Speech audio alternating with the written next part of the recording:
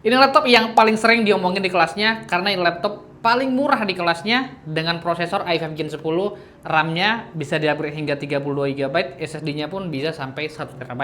Ini dia laptop Dell Latitude 5310. Mari kita review.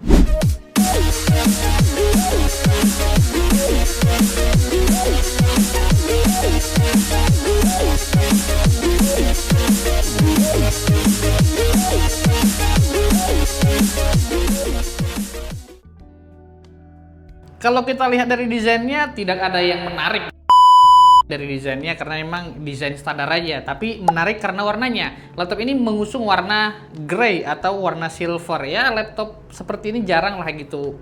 Utamanya untuk laptop Dell dan serinya Latitude. Kalau kita lihat di bagian belakang sini, di sini ada logo Dell-nya. Ya, standar Dell memang bulat dan ada tulisan Dell-nya.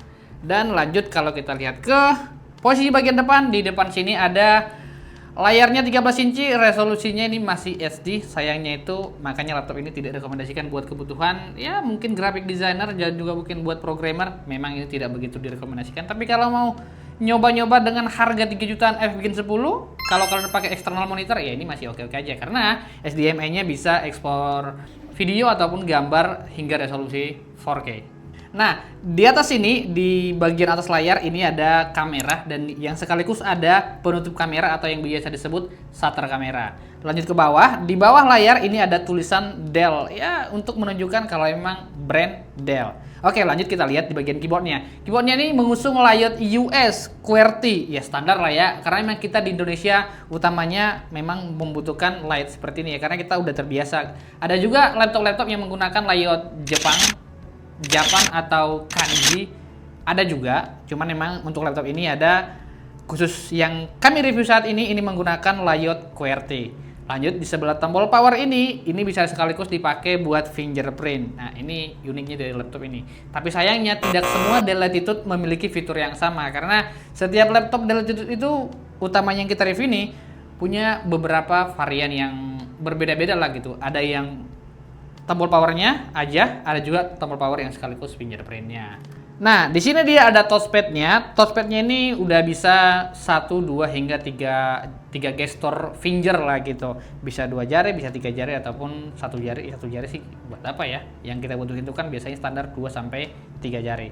Oke, lanjut kita lihat port-portnya. Apakah port laptop ini cukup lengkap? Tentunya mungkin untuk kebutuhan di tahun 2024 sudah lengkap banget karena dia sudah mengusung 1 USB-C, 2 USB Type-A, ada HDMI, ada LAN atau RJ45 dan juga ada slot untuk micro SD, ada juga untuk slot audio jack, bisa headphone jack ataupun audio jack lah intinya gitu ya. Oke, dan apakah laptop ini bisa direkomendasikan buat kebutuhan graphic designer? Tentunya tidak. Kalau buat kebutuhan graphic designer ada beberapa laptop yang saya rekomendasikan. Contohnya ada Lenovo ThinkPad X1 Yoga 3rd Generation yang menggunakan prosesor i7 Gen 8 mungkin, atau mungkin bisa menggunakan X1 Carbon i7 Gen 10, i5 Gen 10. Ada banyak varian lah laptop yang bisa direkomendasikan buat kebutuhan graphic designer. Tapi untuk laptop ini, memang ini dikhususkan buat kebutuhan kantoran yang mana kebutuhannya mungkin di ruangan aja, tidak harus dibawa keluar ruangan. Jadi dengan resolusi layar SD dan brightness-nya di 225 nits, jadi ini memang laptop diutamakan untuk kebutuhan indoor gitu, bukan buat outdoor. Kalau outdoor kayaknya ini tidak terlalu direkomendasikan ya, karena memang layarnya bukan layar yang paling bagus atau mungkin bisa dibilang layar yang bad kali ya kalau kita pakai di luar ruangan. Sebenarnya ya laptop ini tidak banyak yang bisa kita review karena memang speknya standar dengan i5 Gen 10. Mungkin yang bisa kita unggulkan prosesornya ya, i5 Gen 10 dan RAM-nya SODIMM itu bisa di-upgrade hingga 32 GB. Dan SSD-nya ini 1 TB, bisa di-upgrade hingga 1 TB karena ada beberapa varian sih, ada 256, ada 512 dan juga ada 1 TB. Itu yang bisa diunggulkan dari laptop ini, prosesor dan juga harganya yang super murah, cuman 3 jutaan doang. Nggak ada yang bisa direview lagi sih, mungkin review kita hanya sampai di sini aja. Jadi kalau kalian tertarik dengan laptop ini, kalian bisa check out di Tokopedia kita ataupun di Shopee kita. Lagi-lagi ya, saya kasih tahu laptop ini direkomendasikan buat kebutuhan indoor. Mungkin mahasiswa ini rekomendasi buat office, buat daily driver juga ini direkomendasikan ya karena memang dengan harga 3 jutaan dapat i5 Gen 10 itu sih luar biasa murah. Jadi langsung aja cek di Tokopedia ataupun Shopee kita. Dan kalau tertarik dengan video-video seperti ini, boleh di subscribe. Kalau tidak suka, di dislike aja. Kalau suka lagi, bisa di follow di Instagram kita.